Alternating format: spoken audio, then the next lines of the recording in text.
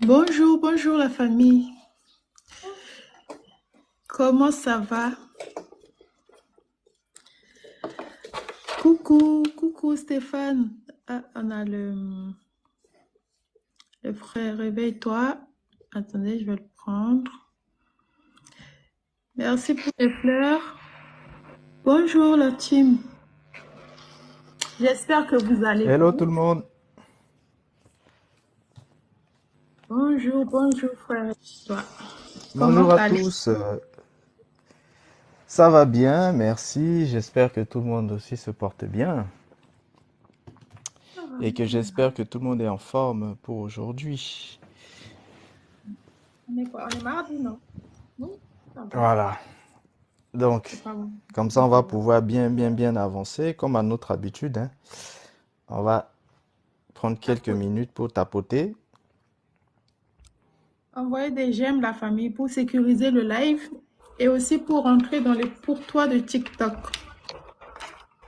Donc, tapotez l'écran du téléphone. Donc, moi aussi, je tapote et partagez en même temps. Attendez, je vais juste... Donc, tapoter, c'est gratuit. Ça permet de sécuriser le live. Voilà, si on peut tapoter comme ça, les uns et les autres vont voir que nous sommes en ligne et ils vont pouvoir nous rejoindre. Bonjour pour vous parents. On va Hello, plutôt dire parents pour vous, je pense. pour vous, parents, parents pour vous, c'est la même chose. On va dire plutôt parents pour vous. Oui, ça tombe bien parce qu'avec tout ce qu'il y a en ce moment avec les enfants à l'école et tout ce qui se passe, c'est vraiment le temps hein, du pour vous parents. Oh, ça c'est sûr. Il faut que les parents se réveillent. Les parents doivent se réveiller de leur sommeil. Ah ça, il faut que tout un chacun se réveille et du coup les parents même à l'intérieur parce que tout ce qui est en train de tout ce qui est en train de se passer, c'est très important.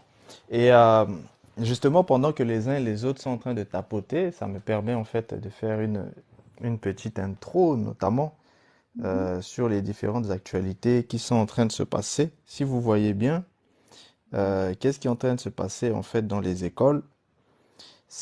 On est en train d'initier les enfants à la sexualité, de les initier très tôt à la sexualité. Or, n'oubliez pas que qui dit sexualité dit aussi tout ce qui concerne la magie sexuelle par la suite. Parce que les êtres qui fabriquent en fait une âme ne vivent pas la sexualité comme l'être animal intellectuel classique. Donc, l'initiation à la sexualité a aussi justement en fait un intérêt précis et si vous suivez bien hein, le parcours et les choses qu'a souligné un petit peu Samael Onweor, vous comprenez que la base justement en fait du cycle transmutationnel pour eux, pour lui par exemple, c'est la sexualité.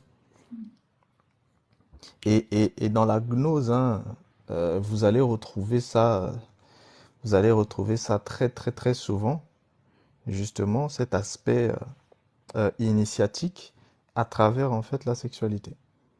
Ce sont des effets qui reviennent très très très souvent et vous le retrouverez en fait à chaque fois.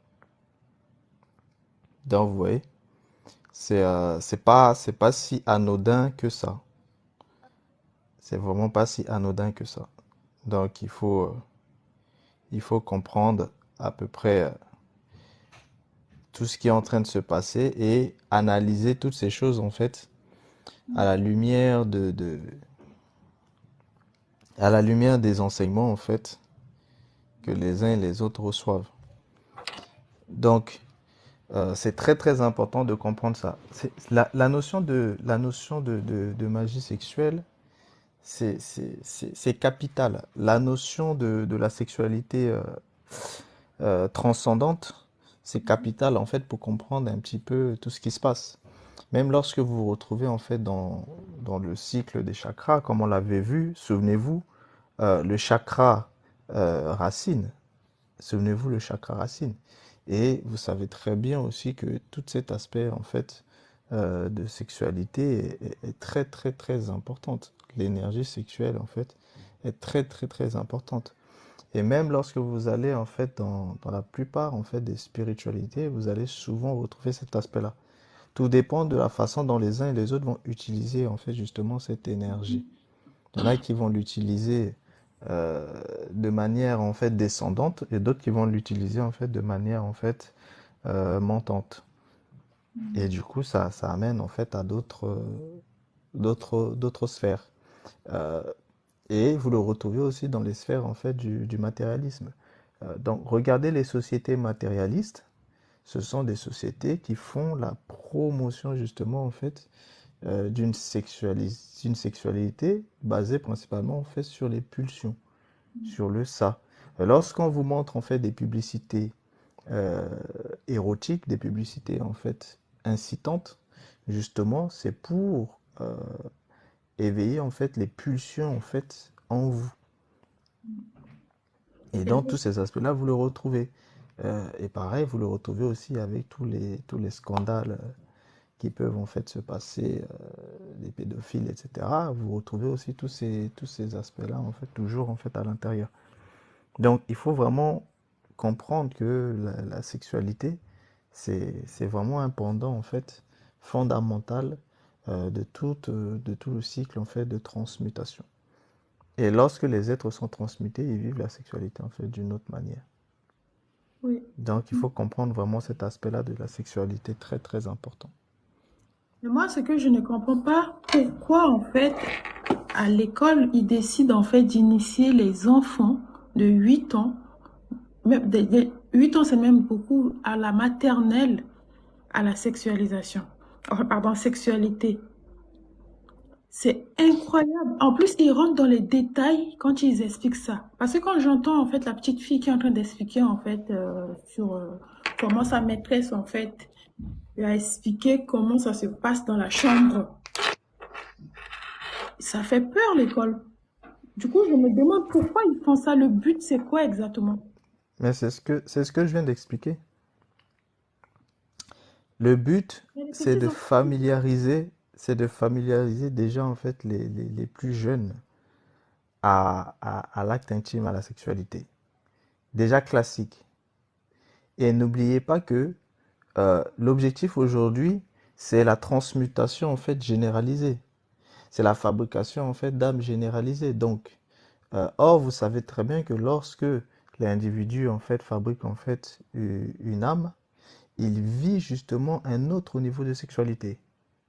Or, vu que ces enfants-là vont être transmutés en fait très bientôt, soit de gré, soit de force, et bien c'est important qu'ils connaissent déjà en fait la sexualité classique afin qu'ils puissent vivre aussi la sexualité en fait transcendante. En fait, tout est lié. Tout est lié, il faut bien comprendre. Bon, on va commencer. Les retardataires nous rejoindront hein, au fur et à mesure. Sinon, on peut déjà en fait partager un petit peu le live aux uns et aux autres pour qu'ils puissent voir que nous sommes en fait déjà en ligne, pour qu'ils puissent voir que nous sommes déjà en ligne afin que ils puissent en fait nous rejoindre. Ah oui, pardon. Je Et voulais poser une question, pardon, Frère Réveil, sur oui, la sexualité des enfants là. Comment peut-on protéger les enfants par rapport à ça, à cette situation-là, où tous les matins les enfants vont à l'école, ils sont livrés en fait aux maîtresses, aux maîtres, voilà, et puis les maîtres en fait leur mettent des choses dans la tête, tout ça. Comment nous les parents on peut protéger ces enfants, sachant qu'on ne peut pas les faire asseoir pour leur expliquer comme la maîtresse l'a expliqué en fait à ses élèves. Comment aborder le sujet? comment protéger les enfants? Oui, de ça là. Parce que les maîtresses disent tout en détail. Donc, nous, les parents, comment faire face à cette situation? Mais en fait, de toute façon, la seule façon de protéger les enfants, ce serait de les enlever de l'école. Donc, et ça, dans certaines sociétés, c'est un petit peu complexe parce qu'après, il peut y avoir des conséquences en fait derrière. Parce que dans certaines sociétés, l'éducation est obligatoire. Donc, soit les enlever en fait de l'école classique et leur donner en fait l'instruction en fait d'une autre manière privée, etc., à la maison, etc. Donc, ça, ce sont des possibilités. Mais sinon, il faut en fait éduquer les enfants. euh, il faut leur donner une autre éducation, c'est-à-dire ce qu'ils reçoivent là-bas, il faut vérifier ce qu'ils reçoivent et leur transmettre en fait autre chose et corriger.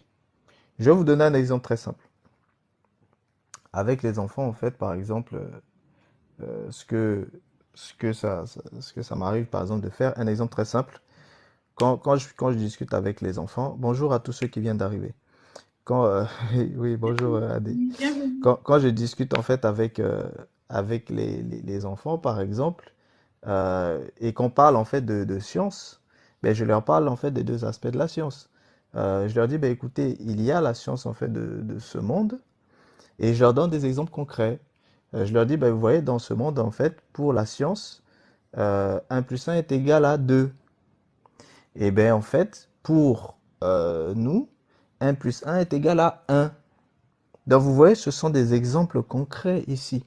Et il faut leur expliquer pourquoi les autres disent 1 plus 1 égale 2 et pourquoi, par exemple, dans le système où moi je suis et que eux aussi sont, 1 plus 1 est égal à 1. Vous voyez, ce sont ces genres de choses-là qu'il faut faire en fait régulièrement. C'est-à-dire, il faut toujours apporter euh, l'élément en fait contradictoire en fait aux enfants pour ne pas que ils se forment leur personnalité avec ce que on leur a appris. Parce que je vous ai dit que l'école c'est une initiation et c'est vraiment ce qu'ils sont en train de faire. C'est-à-dire, ils remontent bas pour initier justement les enfants en fait à ces aspects-là. Et derrière, ils vont aussi pouvoir en fait les initier en fait à tout type de sexualité. Parce que le but en fait c'est ça. Le but c'est d'amener tout le monde en fait dans une compréhension en fait transhumaine et dépasser justement en fait la notion en fait de dualité. Parce que dans la notion de dualité, vous retrouvez aussi cette dualité homme-femme. Donc à partir du moment où les enfants sont formés justement, sont initiés justement à transcender totalement en fait cette notion, eh bien, c'est comme si c'était un verrou psychique, un verrou moral qu'ils ont qui va être ôté. Et c'est de ça dont il est question. Le but, en fait, de tout ce qui est en train de se passer, c'est d'ôter, en fait, le verrou psychique, le verrou moral que les enfants ont. Et Hmm. ça, c'est très, très, très, très, très important. Et tout commence, en fait, à partir, justement, en fait, de cet aspect-là. Donc, il faut vraiment analyser les choses. C'est pour ça que les parents doivent toujours donner autre chose aux enfants. Ne laissez pas en fait l'éducation en fait de vos enfants aux institutions étatiques. Parce qu'aujourd'hui, vous devez savoir que les institutions étatiques vibrent de manière très très très très très basse. Très très très très très basse. Donc, le but c'est d'attirer justement en fait, selon les états dans lesquels vous êtes, ces états seront soumis en fait à des consciences universelles différentes. Ceux qui sont soumis en fait à la conscience universelle d'en haut tireront les enfants vers le haut. À la conscience universelle d'en bas tireront les enfants vers le bas. Ceux qui sont plus dans la notion transhumaine tireront aussi les enfants vers cette notion-là. Donc il faut vraiment comprendre ça. Aujourd'hui, l'éducation devient euh, l'ennemi de la bonne moralité. Oui. Ça veut dire que il faut absolument apporter autre chose aux enfants. C'est très très très primordial. Donc c'était un petit peu cette petite parenthèse en attendant que tout le monde arrive. Oui, oui. Donc je pense qu'on peut déjà commencer et les uns et les autres nous rejoindront en fait au fur et à mesure. Donc aujourd'hui on devait voir en fait à partir des tribunaux en fait du karma. Je vais pas revenir en fait sur les choses qu'on a vues euh, qu'on a vu en fait vendredi. Donc, quand vous aurez des questions, si les questions sont là-dessus, on pourra en fait répondre tout à l'heure en fait aux questions. Comme ça, j'aimerais qu'on puisse avancer un petit peu, mais on finira pas en fait aujourd'hui, hein. On finira en fait forcément en fait vendredi. Mais j'aimerais bien qu'on puisse avancer pas mal en fait aujourd'hui et ensuite après on basculera en fait aux questions Si besoin. si vous le voulez bien. Donc aujourd'hui on est en fait on est sur les tribunaux du karma. Et dans cet aspect des tribunaux du karma, on va voir aussi un certain nombre de choses. Donc vous allez comprendre. Déjà, vendredi, on a parlé justement de cet aspect précis, hein, de la différence entre l'âme et la conscience.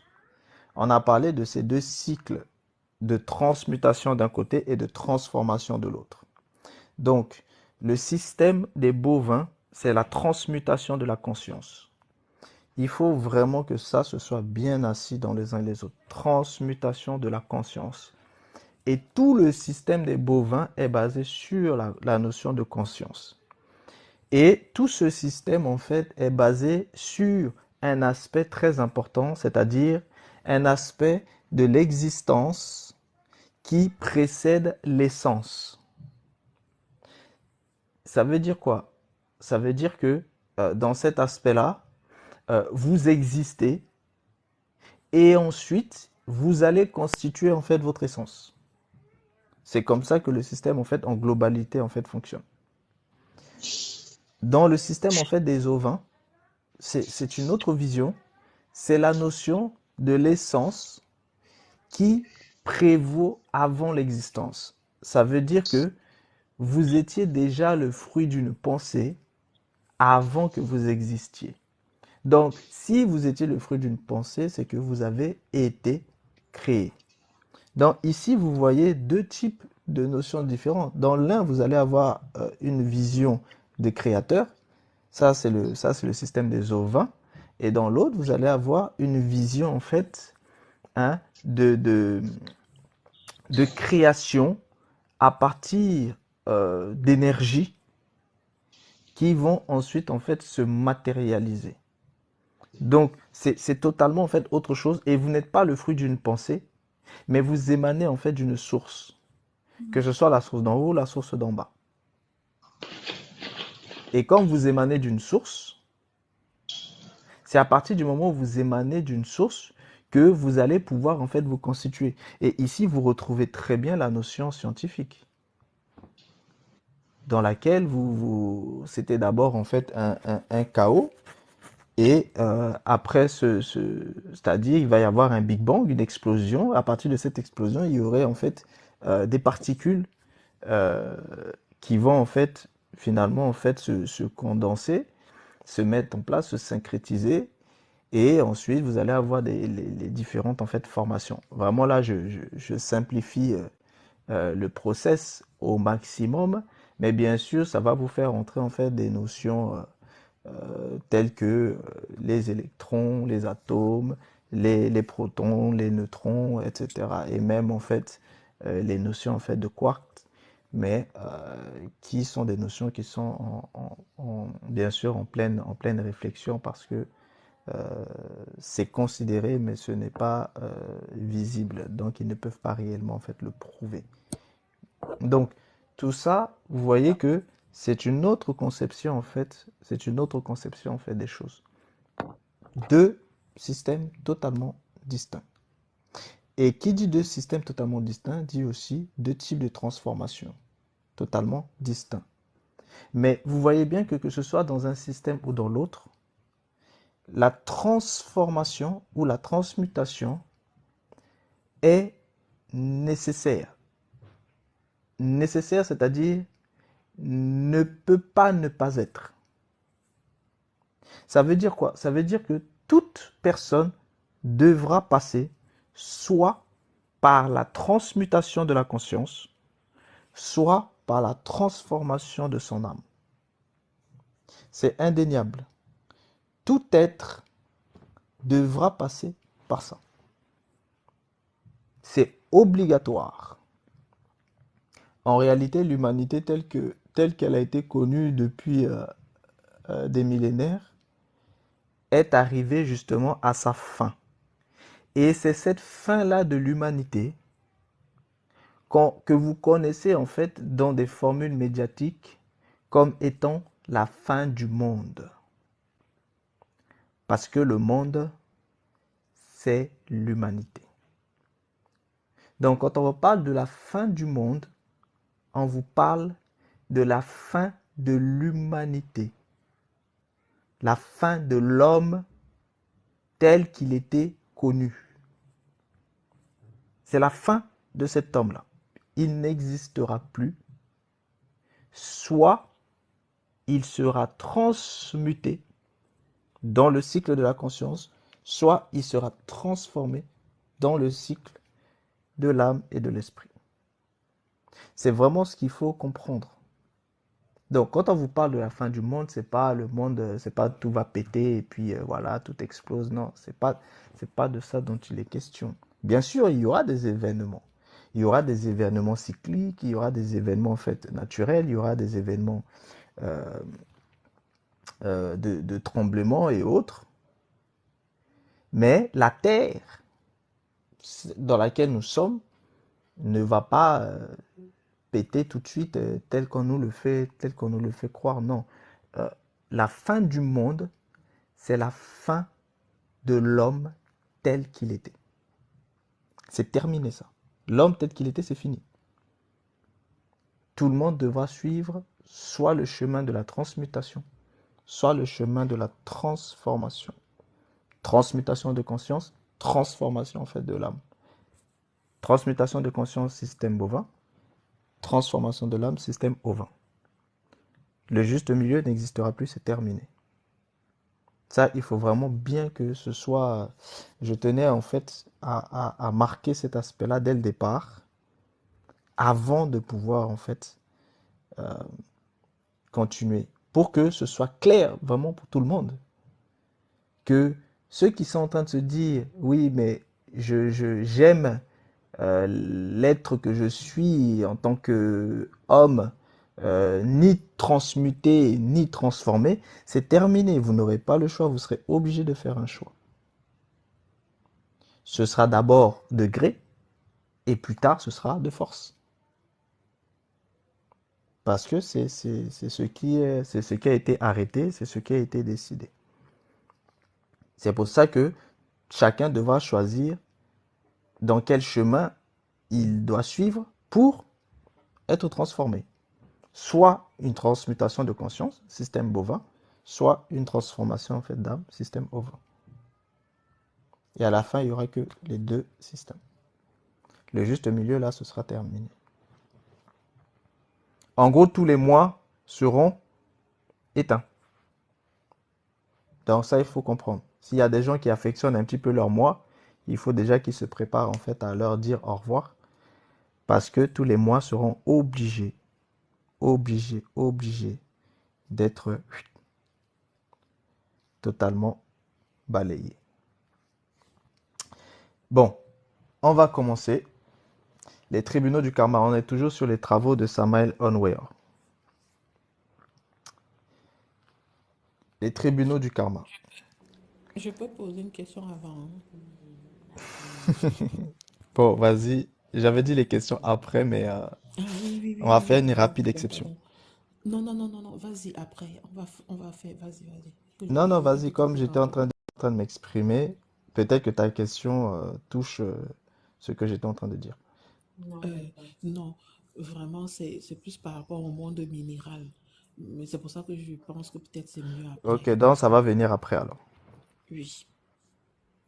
Ok, ça va venir après. Préparez bien vos questions, gardez-les, notez-les. Et, euh, comme ça, on va pouvoir en fait après faire les questions et vous allez pouvoir en fait les poser. Et il se peut que vos questions reçoivent aussi leurs réponses en fait dans l'enseignement. Le livre tibétain des morts dit: endors-toi dans un évanouissement pendant les derniers jours et demi, pendant les 3 derniers jours et demi.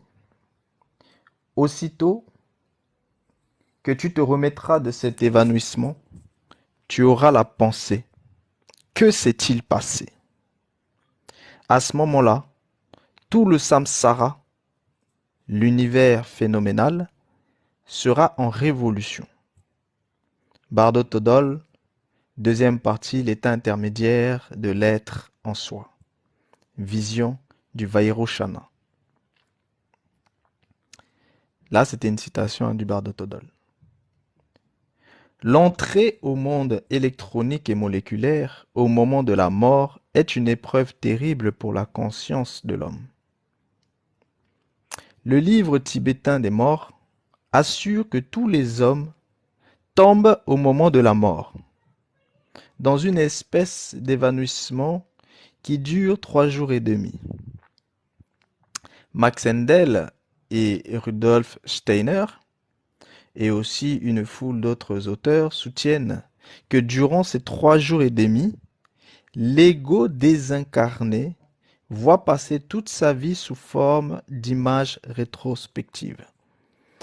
Ici, je vais vous faire une petite parenthèse. Les 3 jours et demi dont il est question ici, ce sont des choses qui sont avérées partout.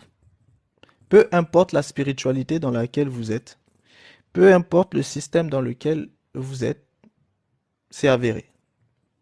C'est-à-dire, même dans le système en fait des ovins, les 3 jours et demi sont avérés. Même dans le système des ovins, les 3 jours et demi sont avérés. Pourquoi? Parce que ces 3 jours et demi là, c'est un temps de passage pendant lequel votre être ne voit pas encore la corruption, c'est-à-dire la souillure. C'est un temps pendant lequel, en réalité, votre être n'est pas encore lié véritablement à la mort. C'est vraiment très important de comprendre ça. Après les 3 jours et demi, là, c'est autre chose. Il y a d'autres cycles maintenant qui vont s'engranger. Mais avant les 3 jours et demi, vous êtes encore dans un état particulier. Et c'est pour ça qu'il y a des choses qui se passent justement pendant ces 3 jours et demi. Quand on parle en fait des les 40 jours, parce que je vois en fait des commentaires sur les 40 jours, ce sont des temps pour faire en fait certains rituels pour la momification, par exemple, pour pouvoir faire les réunifications en fait des différents euh, porteurs de conscience qui se désagrègent à la mort. Et pendant ces 40 jours, parfois c'est 70 jours, selon les cultures, selon les traditions spirituelles, c'est pour pouvoir reconstituer en fait l'être. C'est pour que l'être soit reconstitué. Et ça se fait sur des bases au fait aussi d'invocation. Et c'est là-dedans, c'est pendant ce temps-là que les cas, par exemple, vont être enlevés en fait pour pouvoir être déposés à travers bien sûr des invocations, soit sur des statuettes, soit sur des crânes ou voilà sur des choses pour que ça puisse avoir en fait, pour que ça puisse être lié en fait au culte ancestral, etc. Dans ça, c'est le cycle en fait des momifications. Parfois, ça peut durer 40, parfois, ça peut durer en fait 70 jours.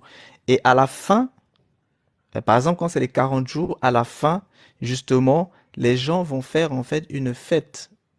Et cette fête-là qu'ils font, c'est justement en fait lié à la montée en fait de la personne. Bon, tout est lié. Je ne vais pas détailler en fait ici, mais il y a une raison précise en fait pour lesquelles en fait les gens fêtent les 40e, parfois les 70e jours, etc., etc. C'est lié justement en fait à ces cycles en fait hein, de transformation après la mort. Mais ici, il s'agit vraiment de ces 3 premiers jours, des 3 jours et demi. C'est très précis parce que avant ces 3 jours et demi là, euh, l'être défunt ne voit pas véritablement ce qu'on va véritablement appeler en fait cette corruption en fait de la mort. L'être est mort. Ces différents aspects sont séparés. On a vu hein, le corps vital, on a vu aussi la personnalité, etc. Les aspects sont dispersés. Ceux qui vont périr vont passer leur temps et ensuite, en fait, ils périront en fait en leur temps. Ils seront détruits en leur temps. Et ceux qui ne périssent pas et qui doivent être transformés subissent en fait les cycles à travers en fait les traditions, que ce soit les momifications ou autres, pour qu'ils puissent suivre un process. Mais ce dont nous on est en train de parler ici, les 3 jours et demi, c'est vraiment un temps spécifique où l'être ne voit pas, c'est-à-dire même s'il est déjà mort, il est divisé, il est séparé, mais la mort en elle-même, l'être ne le voit pas encore à ce moment-là. Ça, il faut vraiment le savoir. Je détaillerai plus dans les lives privés en fait en ce sens. Max Endel. Et c'est pour ça en fait qu'on vous dit ici que on vous dit ici que dans le livre en fait tibétain, ils assurent en fait que tous les hommes en fait tombent au moment de la mort dans une espèce d'évanouissement qui dure 3 jours et demi. C'est-à-dire, c'est une espèce de sommeil en fait, si vous voulez. L'être tombe un petit peu dans le coma. Et pendant ce coma-là, il se passe beaucoup de choses. Et quand l'être en fait sortira de ce coma, c'est là où il va commencer maintenant euh, à voir justement en fait les aspects. Max Endel, Rudolf Steiner et une foule d'autres soutiennent en fait que durant ces 3 jours et demi, l'ego désincarné, vous voyez, parce qu'avant il était incarné, là il est désincarné désormais. Et je vous avais dit, c'est le moi, hein. Le moi c'est l'ego, hein. Donc l'ego désincarné voit passer toute sa vie sous forme d'images rétrospectives. Donc c'est un temps de mémorisation, c'est un temps où justement en fait, c'est un temps aussi de prise de conscience et de réalisation, c'est-à-dire l'ego va réaliser tout ce qu'il a vécu. Ces auteurs assurent que tous ces souvenirs sont contenus dans le corps vital. Ceci est certain, mais n'est qu'une partie de la vérité.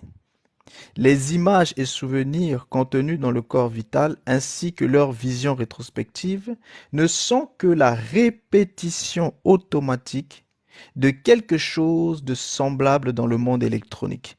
Et c'est justement là où il y a un aspect, là, lui, il se détache, par exemple, des auteurs comme Handel et Steiner, c'est que pour lui, en réalité, ces images et ces souvenirs qui sont justement en fait conservés dans le corps vital, parce que vous savez que le corps vital, lui, il ne va pas dans le tombeau.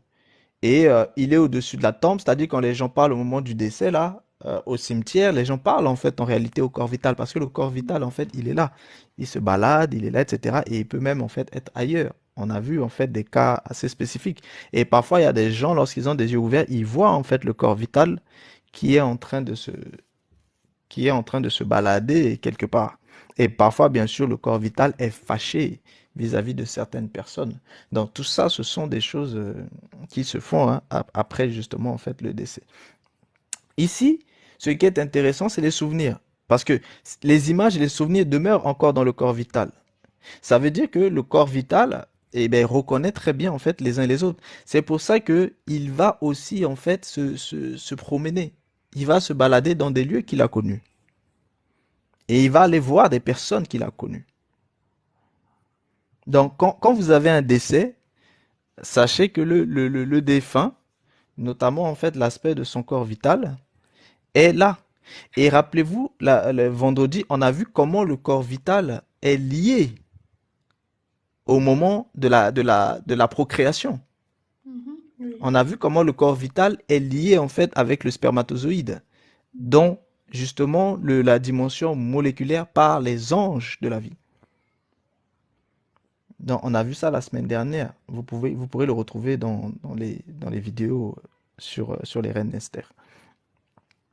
Donc, ici, les images et souvenirs contenus dans le corps vital ainsi que leur vision rétrospective ne sont que la répétition automatique de quelque chose de semblable dans le monde électronique. Parce que, en fait, tout ça, ça se situe déjà aussi dans le monde électronique. Parce que c'est pour ça que je vous ai dit, tout ça, c'est le cycle de la conscience. Au moment de la mort, et durant les 3 jours et demi qui suivent la mort, notre conscience et notre jugement interne sont libérés par la décharge électronique. Je vous avais parlé en fait de cet aspect de conscience et de jugement interne. La conscience, vous la retrouvez en fait au niveau du moi. Parce que vous avez non seulement la conscience, mais l'inconscient au niveau du moi. Le moi, c'est-à-dire l'ego. Et vous avez aussi au niveau du surmoi, vous avez justement en fait cet aspect de loi interne, de juge interne, de jugement interne, que vous retrouvez en fait au niveau du surmoi. Et que parfois, ça peut être aussi assimilé en fait avec en fait le subconscient. Mais je vous avais dit que la notion de surmoi que Freud a détaillé, a développé est un peu plus complexe en fait que la notion en fait de subconscient. Mais dans la spiritualité, on considère aussi le subconscient comme étant aussi un aspect en fait de l'esprit. Donc on lui prête aussi cette intention-là de l'esprit et non uniquement un réservoir de programmation, c'est-à-dire un disque dur. Vous voyez? Et bien en fait, vous retrouvez ces aspects-là aussi au niveau en fait du surmoi. Le surmoi qui est à la fois en fait un juge interne, un juge suprême interne qui va justement en fait juger les actions du moi. Et bien sûr condamner le moi lorsque le moi est tourné en fait vers le ça. Au moment de la mort, oui ça j'en ai parlé, la décharge en fait électronique, c'est alors que nous voyons se dérouler toute notre vie de manière rétrospective. La décharge est si forte que l'homme tombe ensuite dans un état de coma et de rêve incohérent. Seuls ceux qui possèdent ce qu'on appelle une âme peuvent résister à la décharge électronique sans perdre la conscience. Écoutez bien ce qui se passe ici. Rappelez-vous aussi que on a vu à quel moment le moi est connecté au spermatozoïde. Or, dans la 4e dimension, le moi va être connecté au spermatozoïde. Et à l'intérieur du moi, il y a la conscience. Et je vous avais soulevé en fait une question fondamentale, c'est que comment le moi peut-il être connecté au moment de la procréation dans la dimension moléculaire par les anges de la vie, et comment peut-il être connecté au spermatozoïde? Or, le spermatozoïde étant le germe, normalement, l'être est déjà justement en fait à l'intérieur du spermatozoïde parce que c'est le germe. Et ici, je vous avais fait remarquer que ça confirme bien cette distinction entre votre âme et la conscience. Vu que la conscience est rattachée en réalité à votre âme dans la dimension moléculaire au moment de la conception, à travers justement en fait l'œuvre que va effectuer les anges de la vie dans la 4e dimension. Donc ici, vous comprenez bien cet aspect-là. C'est ce qu'on retrouve. Et cette conscience qui avait été attachée, et bien au moment de la mort, lorsqu'il va y avoir cette décharge en fait électronique, tous ceux qui n'ont pas fabriqué d'âme, c'est-à-dire tous ceux qui n'ont pas fait mourir le moi pour que le moi soit transmuté en une âme, c'est-à-dire en une autre type de conscience, eh bien, cette première conscience-là, elle sera détruite. Et c'est de ça dont il est question ici. Elle est détruite. Et on vous précise bien que justement, en fait, tous ceux qui ont fabriqué une âme, eh bien, eux, ils vont pouvoir résister justement à cette décharge sans perdre justement, en fait, leur conscience. Passé les 3 jours et demi, l'essence entre dans un état de conscience de type lunaire. Après, on développera un petit peu sur cet aspect-là de conscience de type lunaire si besoin. Mais là, j'essaie d'avancer. Si jamais il y a des questions là-dessus, on verra.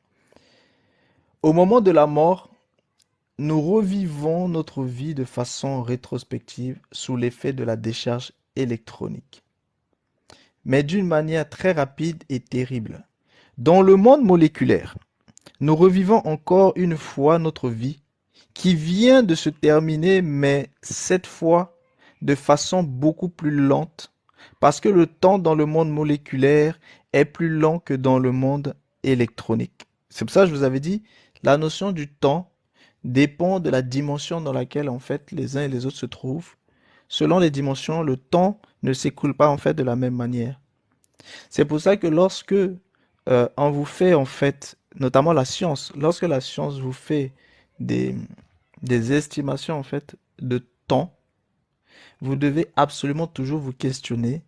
Ce temps-là qui a été en fait estimé, a été estimé sur la base de quelle dimension? Est-ce que c'est sur la base de la dimension moléculaire? Est-ce que c'est sur la base de la dimension cellulaire? De la dimension électronique? Donc vous devez absolument vous questionner. Et est-ce que c'est sur la base de la dimension aussi euh, sous terre, minérale? Parce que selon les dimensions dans lesquelles vous êtes, le temps ne s'écoule pas de la même manière. Donc là où par exemple vous allez avoir 100 millions d'années, eh bien dans l'autre dimension vous pouvez avoir seulement 4 années. C'est un exemple que je vous donne. Mais parce que le temps ne s'écoule pas de la même manière. Là où vous passez 4 ans dans une dimension, vous pouvez très bien passer en fait 50 ans dans une autre.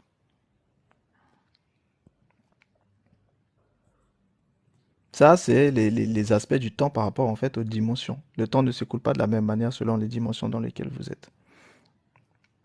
Sous l'influence lunaire, nous revivons en fait notre vie depuis la vieillesse jusqu'à l'enfance et la naissance. Et pourquoi l'influence lunaire? Tout simplement en fait dans cet état en fait de sommeil. C'est un état en fait d'hypnose, si vous voulez. C'est un état d'hypnose. C'est pour ça que l'être en fait tombe en fait dans le coma. Les désincarnés visitent alors tous les lieux où ils ont eu affaire. Ils revivent chaque scène de leur vie, disent et font la même chose qu'ils ont dite et faite, ressentent de la joie pour les bonnes œuvres et une profonde douleur morale pour les mauvaises. Une fois terminé le travail rétrospectif, il est clair que nous avons une pleine conscience du résultat final de la vie qui vient de passer.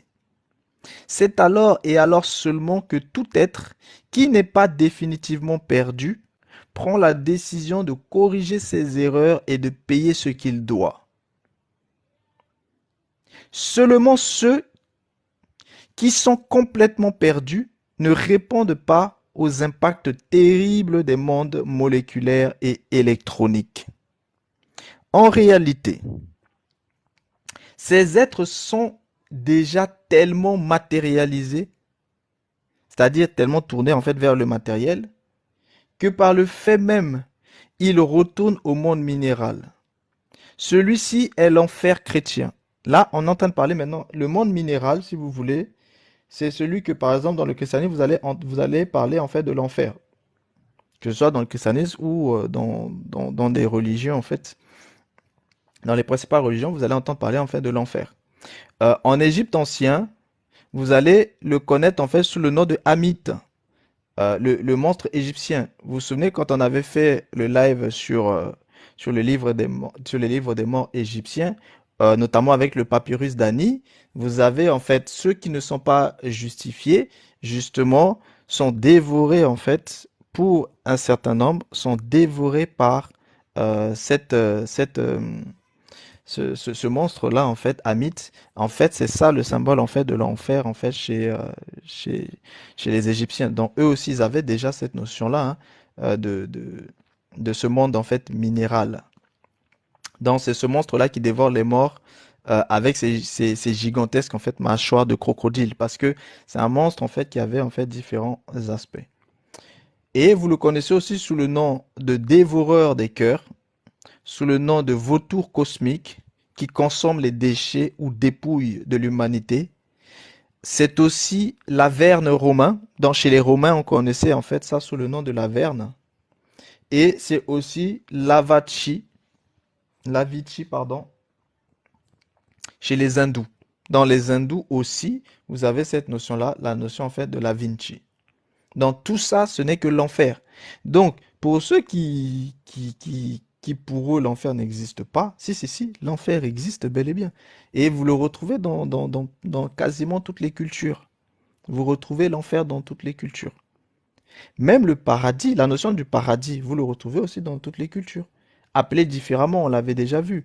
Le, le, le, le, le paradis, il est appelé la menti chez les Égyptiens, il est appelé même il est appelé Nirvana, il est appelé voilà. Donc il y a différentes façons de l'appeler, mais on parle en fait des mêmes choses. Dans paradis, enfer, ce sont bel et bien des choses qui existent dans le système en fait bovin. Ça, il faut bien le savoir. Tous les plans de l'existence cosmique mentionnés par la théosophie peuvent être parfaitement synthétisés en 4 régions. Lui, n'oubliez pas que Samael Onweor était aussi en fait dans la théosophie. Euh, Théosophie aussi, vous allez retrouver les branches avec les sociétés théosophiques en fait de, de Blavatsky et que vous retrouvez aussi dans les Nouvelles Acropoles, etc., etc. Qui est aussi, et lui, Samael, je vous avais expliqué qu'il était aussi en fait dans la Rose-Croix, il était aussi dans les mouvements gnostiques, donc il a roulé un petit peu sa bosse dans différents mouvements. Donc les 4 régions en question sont l'enfer, la terre, le paradis et le ciel. Voici les 4 régions, l'enfer, la terre, le paradis et le ciel. Ces 4 régions, en fait, c'est ce qu'on va appeler le monde minéral pour l'enfer, le monde cellulaire pour la terre, le monde moléculaire pour le paradis et le monde électronique pour le ciel. Donc, vous avez bel et bien un monde minéral, ça c'est l'enfer. Vous avez le niveau de la Terre là où vous êtes, c'est le monde cellulaire. C'est d'ailleurs pour ça que vous avez en fait un corps cellulaire en 3 dimensions. Et c'est la 3e dimension justement.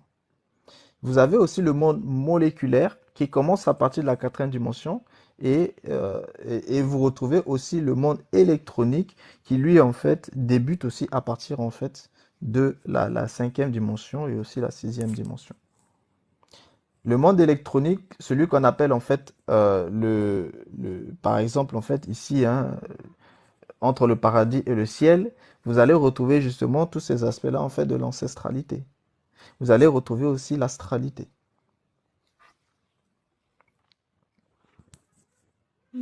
Le jugement final est celui qui décide du sort des désincarnés. Une fois terminé le travail rétrospectif, nous devons nous présenter devant le tribunal du karma. Devant ces tribunaux, nous devons répondre aux accusations et la sentence des juges est définitive. C'est un petit peu ce que les Égyptiens vous expliquaient avec euh, le, le, le passage devant en fait la balance avec la plume de la Maat. Pourquoi plume de la Maat? Parce que Maat, c'est tout simplement en fait l'ordre cosmique. Donc, les êtres vont passer justement en fait devant le tribunal de l'ordre cosmique, c'est-à-dire devant le tribunal de, qui réside justement dans ce haut niveau-là du ciel, c'est-à-dire au niveau en fait du monde en fait électronique.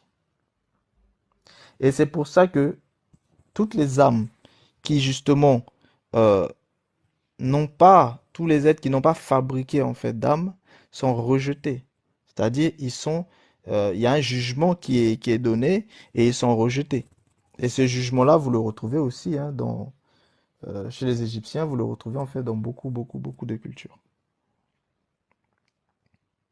Réellement, il n'est pas exact d'affirmer que tous les êtres accèdent aux régions paradisiaques ou aux états de félicité céleste après le jugement. En fait, ce qu'il est en train d'expliquer ici, c'est que quand il y a des gens qui vous disent, non, de toute façon, nous irons tous au paradis, il est en train de vous dire, non, c'est faux. Tout le monde n'ira pas au paradis parce qu'il y a des gens qui vont en enfer. C'est tout simplement ce qu'il est en train de dire. Et vous le retrouvez dans toutes les cultures, hein. Même quand vous entendez parler d'ancêtres méritants, La preuve, tout le monde ne devient pas ancêtre méritant. Ça veut dire quoi? Ça veut dire qu'il y en a qui sont rejetés. Bon, maintenant, ceux qui vont dire non, pour certains, en fait, il y a que soit vous devenez ancêtre méritant, soit vous devenez en fait réincarné. Parce que ils veulent refuser en fait la notion en fait du monde minéral. Or, la notion du monde minéral, c'est bel et bien en fait une réalité. Et ça, vous la retrouvez en fait dans toutes les cultures, avec des noms en fait différents. Et vous le retrouvez même chez les Égyptiens, vous les retrouviez même chez toutes les cultures en fait, vous les retrouvez selon des appellations en fait totalement différentes. Non, il faut bien garder ça. Ça veut dire quoi? Ça veut dire qu'après la mort, il y a bel et bien en fait un jugement. Il y a bel et bien un jugement. Même dans le système des bovins, après la mort, en fait, il y a un jugement. En fait, seul passe aux régions ineffables mentionnées par la théosophie une très petite minorité d'êtres. Le jugement final divise les désincarnés en trois groupes.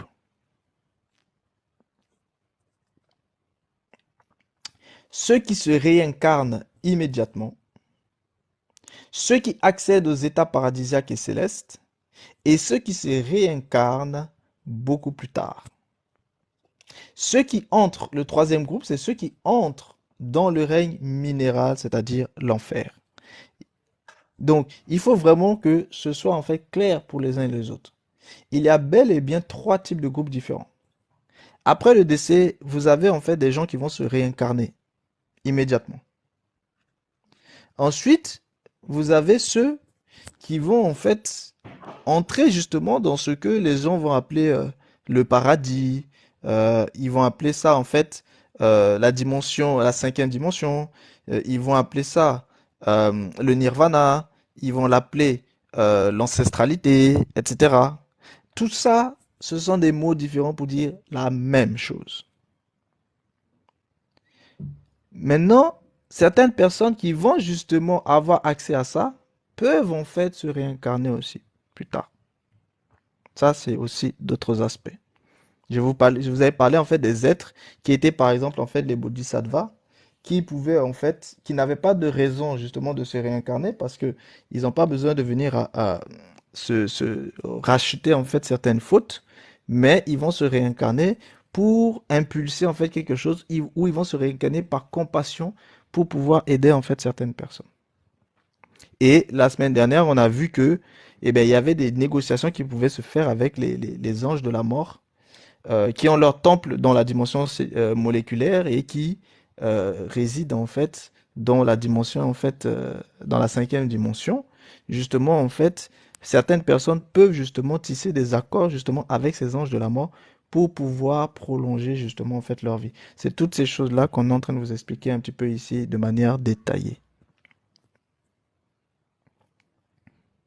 Et le dernier niveau, justement, c'est le règne minéral, qui est cet aspect-là de l'enfer, de Hamit, etc., où les gens tombent en fait à l'intérieur, ou aussi c'est appelé l'avachi, l'avicii. Donc, une chose que vous retrouvez dans la plupart des cultures, ceux qui vont dire non, ça n'existe pas, c'est eux qui ont raison, contrairement à tous les autres, sachant qu'ils parlent tous de la même chose, ou alors ce sont ceux-là en fait qui veulent pas dire la vérité. Mais l'enfer existe bel et bien. Et l'enfer a même plusieurs en fait dimensions en fait à l'intérieur, plusieurs niveaux. Les quatre cercles, les quatre cercles. Notre système solaire est un corps complet composé de quatre cercles que lui va considérer comme étant des cercles parfaits. La circonférence de chacun de ces cercles a son propre modèle de temps. C'est pour ça que je vous parlais en fait de ces aspects de temps-là qui peuvent être distincts selon justement hein, là où on se trouve. Le cercle de la région minérale, appelé enfer ou Avicii, a une échelle de temps qui va de 80 000 à 800 et 80 années. Ça, ce sont en fait ces paradigmes en fait à lui, hein, à Samael Onweor.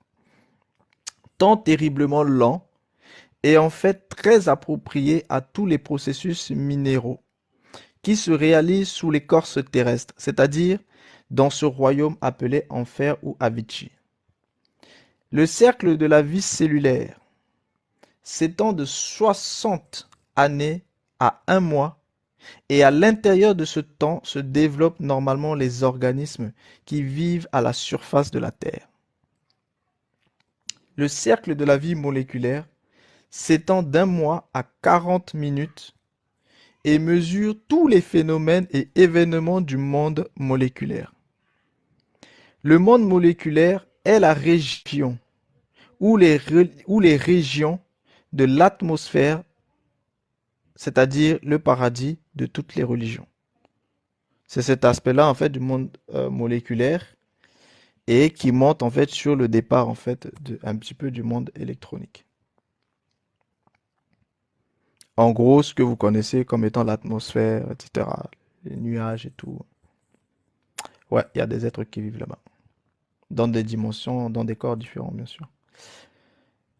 Mais certains aussi sont montés aussi dans ces dimensions-là avec des propres corps. Ça, c'est autre chose. Ce sont des choses qu'on verra plus en profondeur, dans des choses très, très, très privées.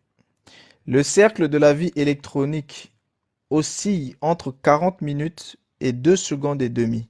Ce cercle est le temps des régions célestes avec lequel on mesure les phénomènes de la lumière et des événements solaires.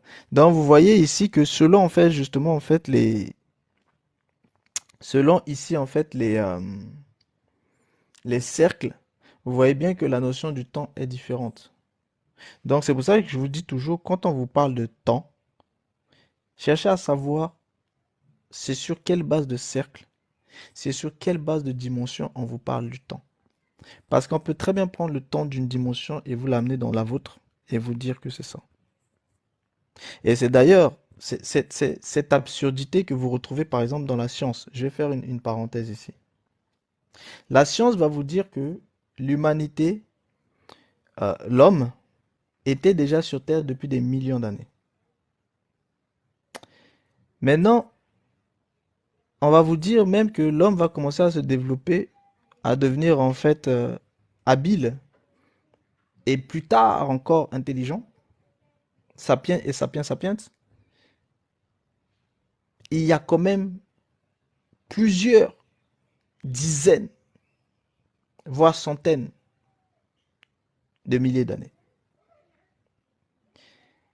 Mais quand vous regardez le cycle évolutionnel de l'homme aujourd'hui dans lequel vous êtes, et quand vous regardez les progrès que l'homme peut faire et le temps que l'homme met pour faire des progrès, c'est absurde ce qu'on vous raconte. C'est totalement absurde. La science vous ment, mais d'une manière éhontée et absurde. Parce que des êtres pensants qui évoluent, qui réfléchissent, qui pensent et qui inventent ne peuvent pas rester plus de 100 années à vivre dans des grottes alors que, regardez en 2000 ans, l'évolution dans l'humanité. Comment ces mêmes êtres-là, qui en 2000 ans ont évolué d'il y a 2000 ans jusqu'à aujourd'hui, comparer cette évolution-là avec ceux qui sont restés pendant 100 années dans des grottes, sachant qu'ils étaient aussi des êtres intelligents. Vu qu'on vous dit que c'était des homo sapiens sapiens.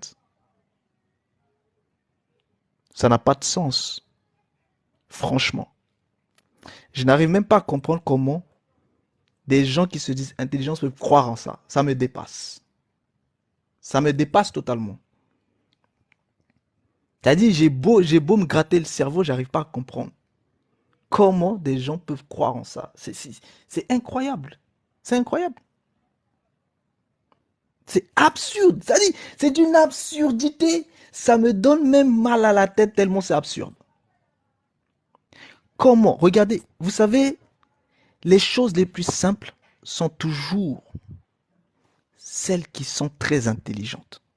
Regardez les enfants, ils sont très simples. Hein. Et ils sont très intelligents. Ne croyez pas que les enfants sont bêtes. Hein. Les enfants sont très intelligents, pourtant ils sont très simples. Ça veut dire que vous devez parfois penser simplement. Comparer les choses. En 2000 ans, regardez comment le monde, l'humanité a évolué. Pas forcément en bien, mais l'humanité est partie de ceux qui marchaient seulement à ceux qui fabriquent des avions et qui volent à l'intérieur d'engins en 2000 ans. Bon, si en 2000 ans, ils ont réfléchi, ils ont changé, ils marchaient pour parcourir des kilomètres et désormais, ils prennent des avions pour parcourir ces mêmes kilomètres-là en quelques heures, on va vous dire que ils ont fait plus de 100 années sans évolution véritable. Et que pendant plus de 100 ans, on ne sait pas ce qu'ils étaient et qu'ils étaient seulement, en fait, ils vivaient dans des grottes et qui grattaient seulement sur des pierres pendant plus de 100 ans. Non mais, réveillez-vous. Réveillez-vous. C'est une absurdité, je vous le dis et je vous le dis. Toute personne qui croit à ça n'est pas intelligente. C'est une absurdité qui ne dit même pas son nom. Parce que ce n'est pas possible. C'est impossible. Parce que si c'était possible, eh bien, l'homme ne peut pas en quelques années développer tout ce qu'il a développé. C'est pas possible. Ou bien, les gens modernes aujourd'hui sont trop intelligents. Bon, si les gens modernes aujourd'hui sont trop intelligents, pourquoi ils savent toujours pas comment les pyramides et tout ça ont été fabriqués? Pourquoi ils savent pas? Pourquoi ils savent pas comment ça se fait que tous ces monuments-là, hein, les monolithes et tout ça là, comment ils savent pas à quel point c'est aligné sur des sphères célestes? Et comment toutes ces choses ont pu se constituer sur des coins différents? Bon, si aujourd'hui nous étions plus intelligents, mais pourquoi on n'arrive pas à refaire toutes ces choses? Pourquoi on n'arrive toujours pas à comprendre comment ça a été fait? Il y en a même qui ont essayé en fait de reconstruire en fait des bateaux parce qu'il y a des théories selon lesquelles euh, les traversées, hein, les traversées de la mer avaient déjà en fait été faites parce ils ont retrouvé de la cocaïne.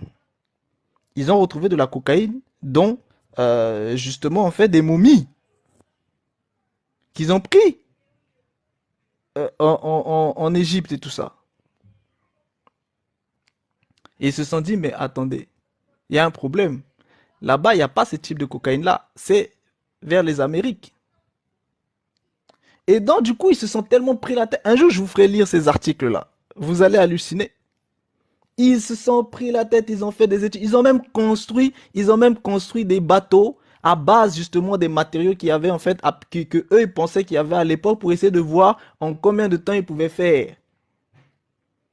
Et si la traversée était possible, aller et retour, parce qu'il faut bien aller prendre et ramener. Ils s'arrachent les cheveux. J'ai des articles sur ça.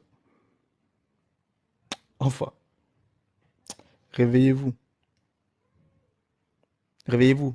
Parce que si effectivement, parce qu'on peut très bien dire non, c'est parce que notre génération a reçu un tel niveau d'intelligence et de connaissance que boum, voilà, ils ont évolué très vite. Ok, mais pourquoi ce niveau d'intelligence et de connaissance n'arrive pas à expliquer certaines choses qui ont été façonnées en fait dans le passé? Ben, quand tu es plus intelligent, tu comprends hein, ce que les autres moins intelligents font. Pourquoi ils n'arrivent toujours pas? Posez-vous des questions ici. Vraiment, j'attire vraiment votre attention là-dessus. Et il est temps de se réveiller. Se réveiller, c'est quoi? Se réveiller, c'est déjà comprendre que la science vous raconte que de la merde et que des conneries. C'est pas tout ce que la science dit qui sont des conneries. Mais il y a des choses que la science vous dit. Mais quand on parle de conneries, en réalité, ce n'est pas vraiment de la connerie. Parce que Je vous ai toujours dit, tout dépend du langage que l'on vous tient. Tout dépend de la dimension. C'est comme quand on va vous faire en fait une évaluation de temps, mais ça peut être vrai selon une dimension, mais ça peut être aussi faux selon une autre dimension. Et c'est là la subtilité. C'est pour ça que je vous ai parlé aussi de la théorie de Darwin. Je vous ai dit, mais la théorie de Darwin, les gens vont forcément dire que c'est faux, mais c'est parce que les gens ne comprennent pas dans quel paradigme ils parlent. Et oui, ils parlent dans des paradigmes, en fait, des mammifères. Et effectivement, il y a des lignées humains qui sont basés sur les mammifères. Et effectivement, eux, ils subissent ce cycle évolutionnel. Et oui. Mais le fait de ramener ça dans le paradigme de tout le monde, c'est faux. Mais dans le paradigme de certains, c'est vrai. Donc, vous voyez, tout dépend de quel paradigme dans lequel la chose est dite et de quel type de réalité. C'est comme la réalité qui se passe dans la quatrième dimension n'est pas la même qui se passe dans la dimension cellulaire, la troisième dimension. Et qui n'est pas non plus la même qui va se passer en fait dans la cinquième dimension. Mais par contre, pour les êtres de la quatrième dimension, c'est bel et bien réel ce qui se passe là-bas. Tout comme pour ceux de la troisième dimension, c'est bel et bien réel ce qui se passe chez eux. Donc, vous voyez, voilà, tout ça, ce sont des choses pour vraiment pousser en fait votre réflexion et votre intelligence pour ne pas vous faire avoir sur des choses qui sont vraiment absurdes. On va continuer. C'était ma petite pause de coup de gueule. On va continuer. L'Avicii.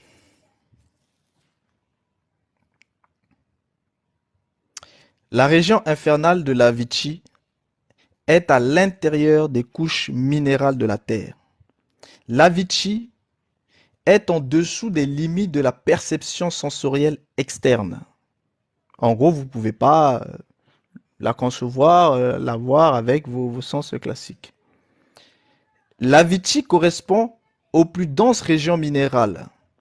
L'Avicii ne pourra jamais être découvert avec les sens physiques parce qu'il appartient aux régions de l'ultra. L'Avicii comprend 7 régions terriblement denses. L'Avicii est symbolisé par les enfers des grandes religions. Le mot enfer vient de infernus, région inférieure, enfer atomique de la nature. Ceux-ci sont les mondes submergés situés dans l'intérieur de la Terre. Quand un être humain est devenu trop matérialiste, trop paresseux, alors après le jugement, il entre dans l'Avicii. Ce que eux appellent Avicii dans la théosophie et autres, et dans les traditions hindoues, c'est ce que vous connaissez en tant qu'enfer, en tant que Amit, etc. Je vous ai donné tout à l'heure tous les noms selon des, des, des cultures différentes. Le livre tibétain des morts dit, si tu tombes là, tu auras à souffrir des supplices insupportables et tu ne pourras pas savoir quand tu pourras en sortir. Bardo Todol, deuxième partie, l'état intermédiaire de l'être en soi, vision de Vajrasattva, Ak Shobhya. Ils ont des noms quand même coriaces. Hein. Ceux qui, à chaque réincarnation, sont devenus de plus en plus denses et mauvais, finissent par entrer dans le royaume qui leur ressemble. Ce dernier est le règne de la roche, où vivent les restes fossiles pétrifiés, de ceux qui furent des créatures vivantes. Ce sont des gens au cœur de pierre, au cœur de silex, etc. C'est-à-dire des gens qui ont le cœur très très très dur.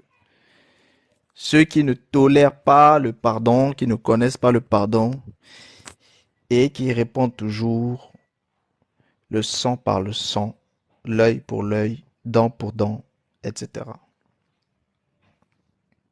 Ces gens ne répondent plus à aucun type de châtiment et chaque fois qu'ils se réincarnent, Tout ce qu'ils font, c'est travailler dans le mal et pour le mal. Ils aiment le mal par amour du mal. À cause de leur obstination dans le crime, à cause de leur matérialisme exagéré, ils se sont, d'une certaine façon, minéralisés. Ils sont entrés dans le règne minéral, prêts à subir le même sort que le minéral. C'est le creuset de fonte dont le but est de libérer une fraction du principe causal, la matière première, le produit psychique, une sorte d'embryon de l'âme enfermé au-dedans du fantôme diabolique minéralisé. Dans l'Avicii, involus dans le temps, les perdus. Vous voyez, au lieu d'évoluer, ils involuent.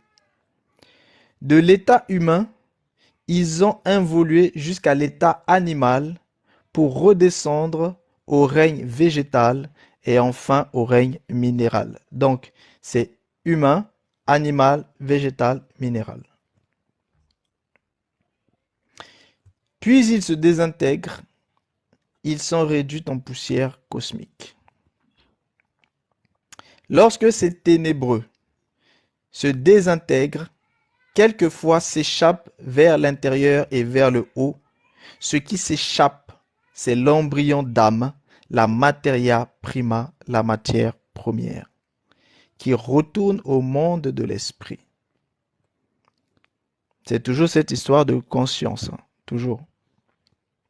Souvenons-nous de la vision d'Air, qui dit « Et je dis que toutes, à mesure qu'elles remontaient, revenaient avec joie vers la prairie et se rassemblaient là, comme dans une congrégation, et ainsi elles discutaient entre elles.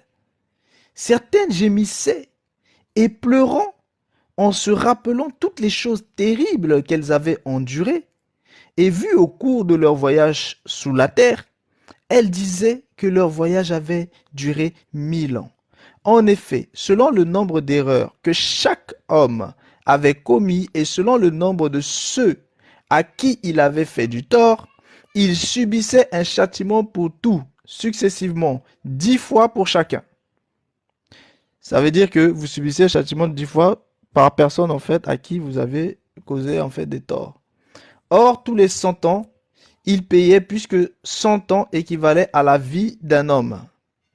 Et il advenait donc que le prix de la mauvaise action se payait 10 fois. La région cellulaire. Préparez vos questions, après vous allez pouvoir en fait les poser, hein. Parce que là, j'aimerais pouvoir avancer un petit peu. La région cellulaire. La réincarnation de l'essence humaine débute avec la conception. Écoutez bien, la réincarnation de l'essence humaine débute avec la conception. Le trio qui amorce notre vie est merveilleux. Conception, gestation, naissance. Il est assez étonnant de penser que l'homme commence comme une cellule, sujette au temps rapide des cellules, et vivant dans le monde des cellules. Il est aussi extraordinaire de savoir qu'après quelques 80 années, il termine en fait sa vie humaine surchargée de souvenirs. Les processus internes qui initient la conception sont terriblement rapides, mais à mesure que le temps passe, ils ralentissent progressivement. Tous les processus organiques deviennent plus lents. Donc vous voyez, même dans votre corps, les choses ne se transforment pas avec la même dimension de temps. La relativité du temps existe réellement. La gestation humaine dure 10 mois lunaires. L'enfance, 100 mois lunaires. La vie, peu ou plus ou moins de 1000 mois lunaires. La trace électromagnétique que laisse la vie d'un homme à l'instant de la mort s'imprime terriblement dans la conception du fœtus. Le sentier de la vie est formé par les traces des sabots du cheval de la mort.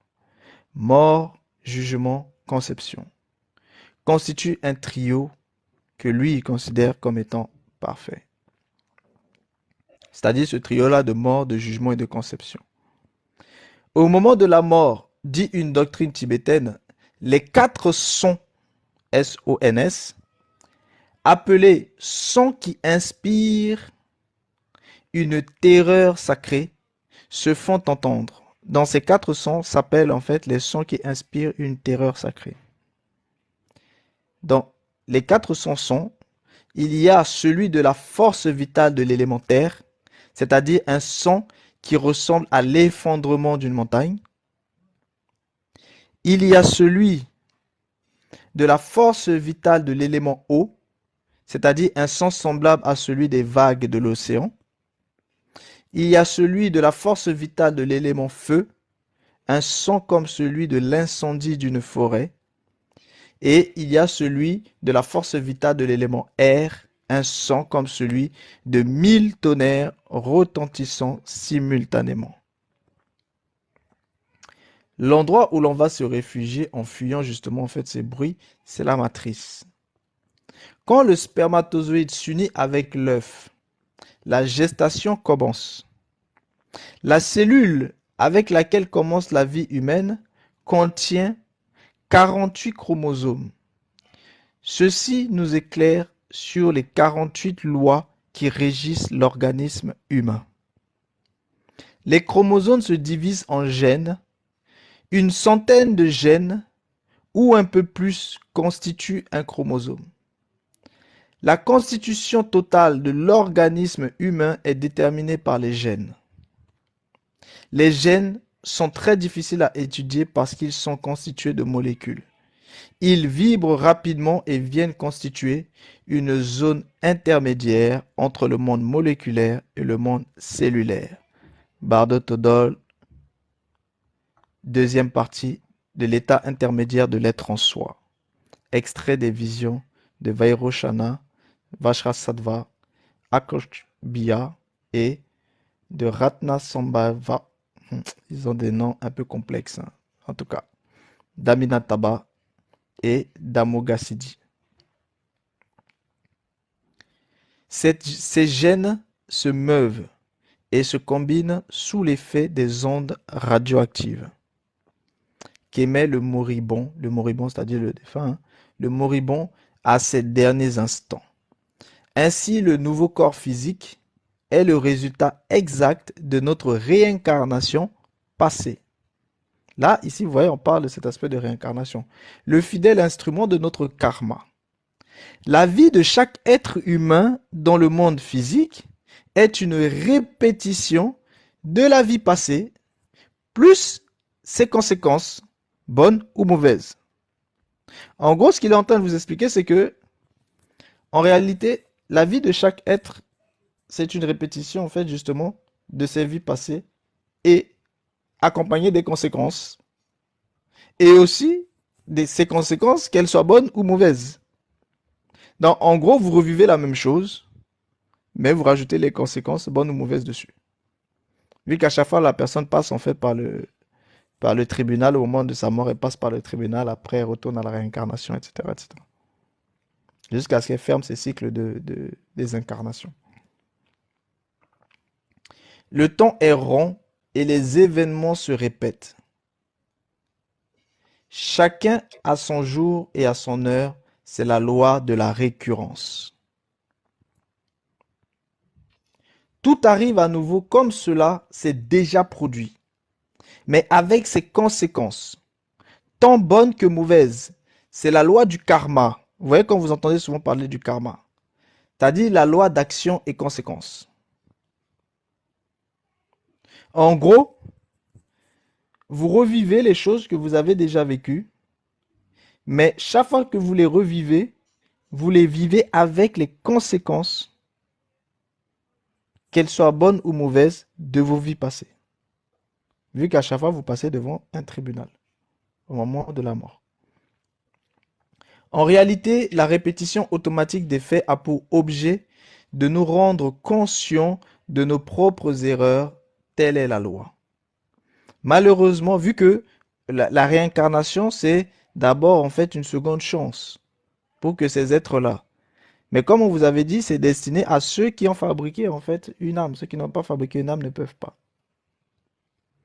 Ceux qui n'ont pas fabriqué d'âme ne peuvent pas justement en fait suivre ce cycle-là parce qu'au moment de la mort, vous vous souvenez, on avait vu tout à l'heure, avec le choc électronique, automatiquement leur conscience en fait ne tient pas le coup parce qu'ils n'ont pas fabriqué d'âme. Et justement, c'est ça là qui revient en fait. Donc la réincarnation, c'est pas pour tout le monde. Voilà. Et même dans le système en fait des bovins, c'est pas pour tout le monde. Par exemple, ceux qui sont des ovins qui vivent dans le système des bovins, eux ne vivent pas la réincarnation. Parce que pour vivre la réincarnation, il faut fabriquer une âme. Or, la fabrication d'âme se fait dans le système en fait purement des bovins.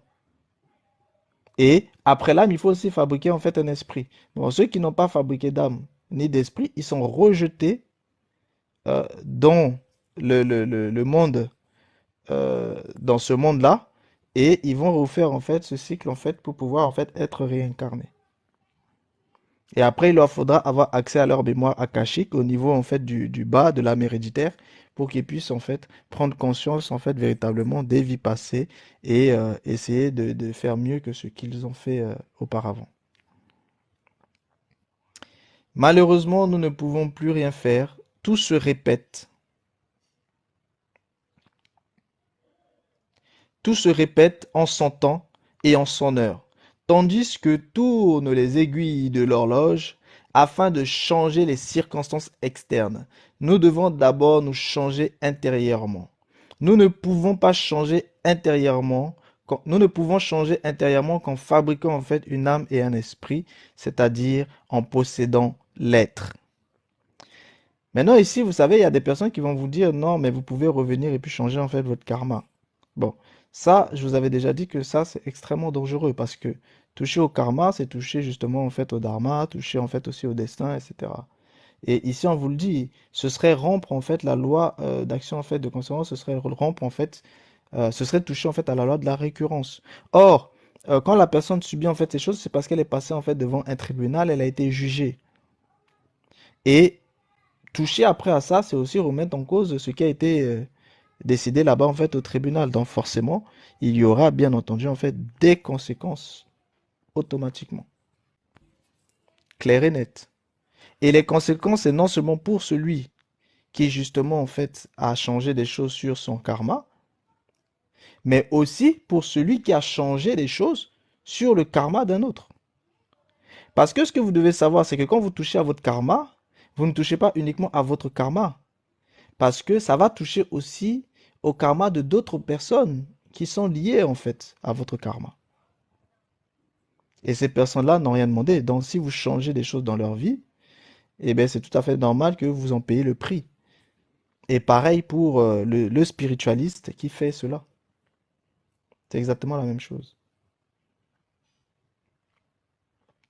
Donc, seul l'être peut faire. Seul l'être peut changer toutes les choses. Quiconque veut posséder l'être doit transmuter ses énergies sexuelles parce que eux, pour Samael, dans la gnose, principalement en fait basé sur l'énergie sexuelle. Mais pour beaucoup aussi, c'est basé sur cet aspect-là en fait d'énergie sexuelle. D'autres ont d'autres façons en fait de se transmuter. Doit transmuter ses énergies sexuelles, énergie volitive, énergie émotionnelle, mentale, passionnelle, motrice, sentimentale, etc. C'est-à-dire, il faut en fait, pour pouvoir arriver en fait au niveau de l'être, il faut transmuter en fait tout ça. Et quand on parle de l'être ici, c'est ceux qui ont déjà fabriqué non seulement une âme, mais un esprit. C'est-à-dire, c'est ceux qui ont développé en fait leur étoile terrestre et aussi leur étoile céleste. Parce que quand on parle d'esprit ici, il s'agit de l'étoile céleste. Quand on parle d'âme, il s'agit de l'étoile terrestre. Et quand on parle en fait d'être, il s'agit en fait de ce que, par exemple, chez les Égyptiens, vous retrouvez en tant que Sahou. Ou que vous allez aussi retrouver en fait d'une autre manière dans d'autres. Vous allez retrouver ça comme étant, par exemple, le corps christique, le corps atmique, etc. Ouais, vous retrouvez en fait les mêmes choses. C'est ça en fait l'être. Quand eux, ils parlent de l'être, là, ils parlent de ça. Donc, nous devons transmuter les métaux vils, c'est-à-dire nos défauts, en l'or le plus pur, c'est-à-dire en l'or le plus pur de l'esprit. C'est pour ça qu'à la fin, il y a en fait cette flamme-là, cette étincelle qui doit en fait jaillir pour pouvoir en fait mettre en place en fait cet aspect de Saru. Or, du temps des Égyptiens, ça se faisait principalement à partir de la mort. Mais ce sont des cycles que je vous ai dit depuis la régénération, la parole de régénération, ils ont compris qu'ils pouvaient en fait voilà utiliser ça aussi à partir du vivant. Donc ce sont des choses où les gens peuvent y arriver aussi à partir du vivant. Très complexe, mais ce n'est pas impossible dans le monde des bovins qu'ils arrivent en fait à ces aspects-là. Seulement ainsi nous possédons l'âme et l'esprit. Le moi pluralisé doit mourir. Il est urgent que naisse au-dedans des gens, c'est-à-dire dans le système des bovins, l'être. Donc voilà, principalement en fait pour lui tout tourne en fait autour de cet aspect, hein, la naissance en fait de l'être. Mais c'est pas que pour lui, c'est tous les mouvements spirituels, c'est exactement la même chose. Que ce soit religion ou autre, c'est exactement la même chose. La vie dans le monde cellulaire est une épouvantable répétition d'événements et c'est seulement en dissolvant le moi à partir d'une suprême compréhension et sainteté et en fabriquant une âme et un esprit que nous pourrons nous libérer de la tragique roue de la fatalité. Celui-ci est un horrible cercle vicieux, c'est la roue du samsara. Donc, on va pour aujourd'hui s'arrêter. Si jamais vous avez des questions sur le samsara, je vous parlerai un petit peu hein, de la roue du samsara. Donc, si vous avez des questions sur certaines choses, là, je pourrais en fait vous en parler et entrer en fait véritablement en fait en détail. Merci. Ok, ok. Je voulais poser ma Vous parlez un question là. peu plus fort, donc. Je voudrais poser ma question là et puis je voudrais aller dormir. Je voulais demander, dans le monde minéral, on a bien vu que c'est en dessous. Je veux dire, au niveau du temps, le temps est trop ralenti dans le monde minéral. Bon, peut-être que c'est une fausse idée que je me fais, mais comment est-ce qu'ils ont réussi à faire les métros? Parce qu'il me semble que les métros sont souterrains. Donc, bah, c'est con ma question? Non, non, Le micro non, n'arrive pas là-bas. c'est Non, que mais c'est souterrain, non? C'est dans le monde minéral, non? elle est naturelle. Ta question, elle est naturelle. Elle est naturelle, ta question. C'est pour ça, en fait, qu'il avait précisé que ce monde minéral-là, la Vichy, ça n'a rien à Oui. voir avec le monde minéral, en fait, de la dimension que vous connaissez.